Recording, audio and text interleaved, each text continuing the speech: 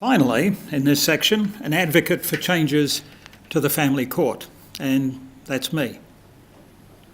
It's a bit of a personal journey, but I'll keep it brief. My daughter got married this time last year. I didn't get invited to the wedding. Her younger brother got married the year before. I wasn't invited to his wedding. His younger brother passed through university. I didn't get invited to the graduation. His younger brother turned 21. And my youngest just turned 18. Everyone attests I was a great father, always there, at school and at home. But I haven't seen my 5 children from my second marriage for some 8 years, despite court orders and the fact that they live in the next suburb. In fact, none of my family have seen them, nor has their mother's family. Many people feel the current family law review is doomed to fail even before the results are announced. The reason is that separation continues to be treated as a legal issue, not as a social and medical issue. Yes, you do get deadbeat mums and dads who don't want anything to do with their children, but the real deadbeat mum and dad is the custodial parent, who forces the non-custodial parent to spend thousands of dollars to continually defend themselves against false accusations and the ability to see their children when the money could be spent on the children themselves. I often perceive the movie Star Wars as a metaphor for what's happening in the family court, where the dark side draw their power from a black hole of lengthy, costly litigation, perjury, greed, and parental alienation. Here's a few figures provided by the Australian Bureau of Statistics. Some 1,100,000 children now live apart from one parent. That number is increasing by 42,000 a year. 44% see one parent less than once a month.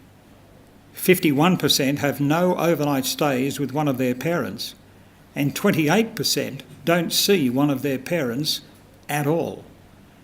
In particular, I'm concerned about the high number of boys who end up losing contact with their fathers and the impact on our nation of an increasingly fatherless society.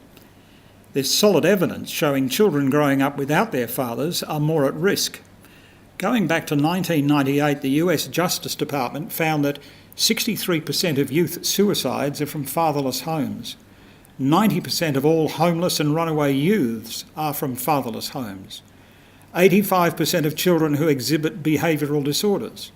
71% of high school dropouts. 70% of youths in state institutions. 75% of adolescent patients in substance abuse centres, and 85% of rapists motivated by displaced anger are from fatherless homes. In this prevailing court system, the stress, the toil is like being in a minefield. The emotional abuse is incapacitating, affecting work, health, and day-to-day life. Parental alienation is insidious. We internalise the relationships we have with our parents as objects which serve us as templates for our future relationships. We learn how to be parents by being parented ourselves. And history repeats, our children become victims. No parent should ever suffer the devastating loss of a child. What many don't understand is that parents alienated from their children go through the same level of pain and suffering every day, year in, year out, with no end in sight.